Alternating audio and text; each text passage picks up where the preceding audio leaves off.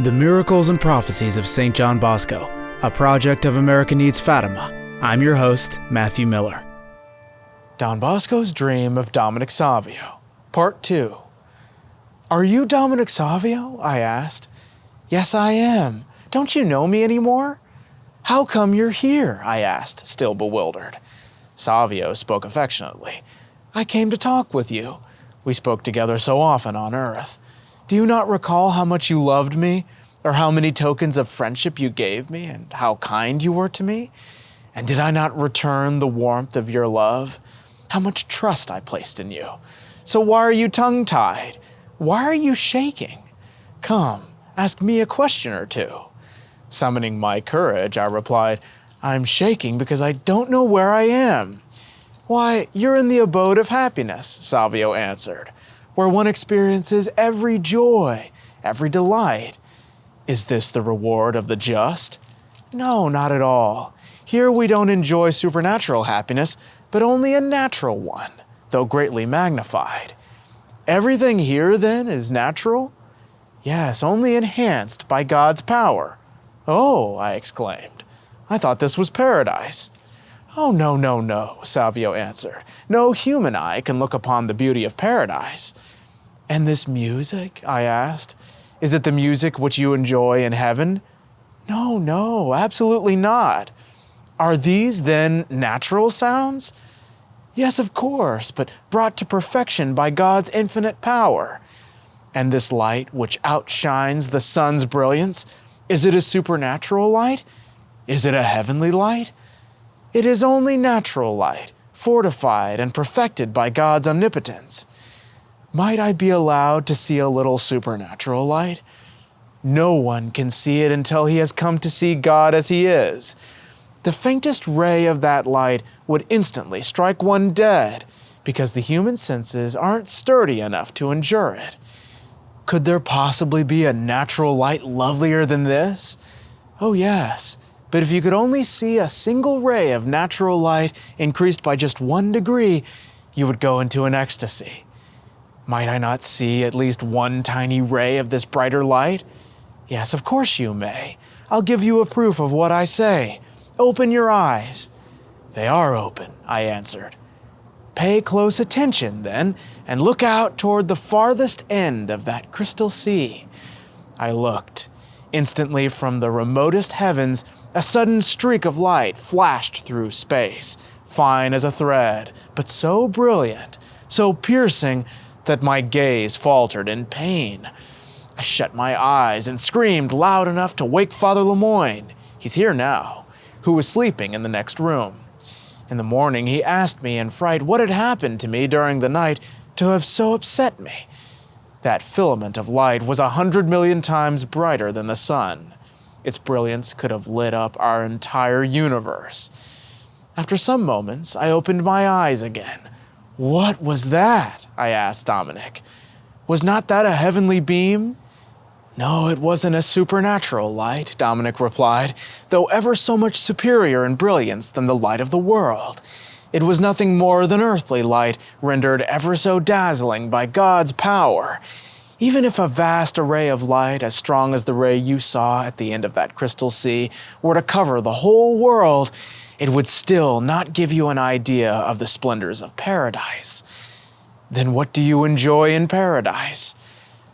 That defies all telling.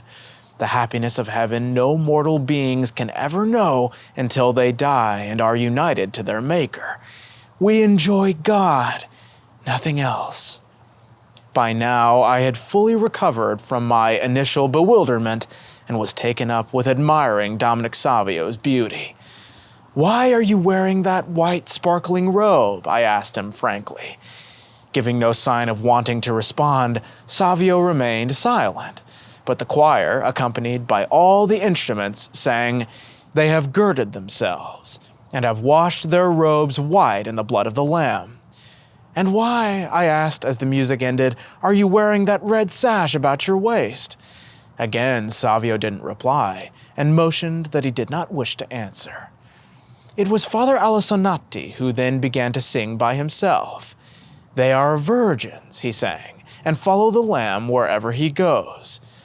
I then understood that Dominic's blood-red sash was a symbol of the great sacrifices, the strenuous efforts, and the near martyrdom he had endured to preserve the virtue of purity, and that, to remain chaste in God's eyes, he would have given up his life if the circumstances had warranted it. It was also a symbol of penance, which cleanses the soul of guilt. In addition, the shining whiteness of his robe signified the baptismal innocence which he had preserved. Entranced by the singing and gazing upon those endless ranks of heavenly youths massed behind Dominic Savio, I asked him, "Who are they?" Then turning, I asked, "Why are all of you so resplendent with light?" Savio continued to remain silent, and all his companions broke into song. "They are like God's angels in heaven," they sang. I had noticed, meanwhile, that Savio seemed to enjoy a certain preeminence over that assembly, which kept at a respectful distance, some 10 paces behind him. "Tell me, Savio," I said, "you're the youngest of this entire following and of those who have died in our houses. Why then are you at their head as their leader? Why are you their spokesman, while they're all silent?" "I am the oldest of them all." "Oh no," I countered, "many of them are a good deal older than you." "I am the oldest of the Oratory," Dominic Savio repeated, "because I was the first to leave the world and enter into this life. Besides, I am God's ambassador." This answer made the reason for the apparition clear to me. He was God's envoy. "Well then," I said, "let us speak of the things which most concern us at this moment." "Yes, and be quick. Ask me whatever you wish to know. Hours go by, and the time I have been given to speak with you may run out, and you might not see me again." "I'm convinced you have something of supreme importance to tell me." "What could I ever tell you? I, a poor creature," Savio said with the deepest humility. "From on high I was given the mission to speak with you. That's why I'm here." Then I exclaimed, "Tell me of the past, the present, and of the future of the Oratory. Tell me something about my dear sons. Talk to me of my congregation." "There are so many things I could tell you about that." "Well then, reveal to me the things you know. Tell me about the past." "All the past is your responsibility," Savio replied. "Well, have I made any blunders?" "As to the past," he answered, "I will say that your congregation has already accomplished a great deal of good. Do you see that countless multitude of boys there?" "Yes, there are so many," I answered. "How happy they look." "Observe," he went on, "do you see what is written at the gateway of that garden?" "I do. It says Salesian Garden." "Well then," Savio went on, "those who are there were all Salesians or Salesian pupils. They were saved by you or your priests and clerics. Or there are those whom you directed on the path of their vocation. Count them if you can. Still, there would be 100 million times more if you only had greater faith and trust in the Lord." I sighed in dismay. I had no excuse for his reproach, but still resolved with all my heart, I shall endeavor to have this faith and trust in the future. Then I inquired, "What of the present?" Savio held out a gorgeous bouquet of roses, violets, sunflowers, gentians, lilies, evergreens, perennials, and sprigs of wheat, and he handed it to me. "Look at these flowers," he said. "I am looking," I replied, "but I don't know what you mean." "Give this bouquet to your sons, so that when the time comes, they may offer it to the Lord. See to it that everyone has it, that no one is without it, and that no one steals it from them. Do this, and you can rest assured that they will have enough to make them happy." "What do these flowers symbolize?" I asked. "They symbolize the virtues which most delight the Lord." "Which are?" I asked.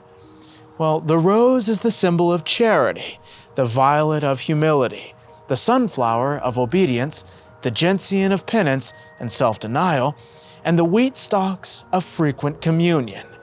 Then the lily stands for the beautiful virtue of chastity, of which it is written, Erunt sicut angeli Dei in cielo.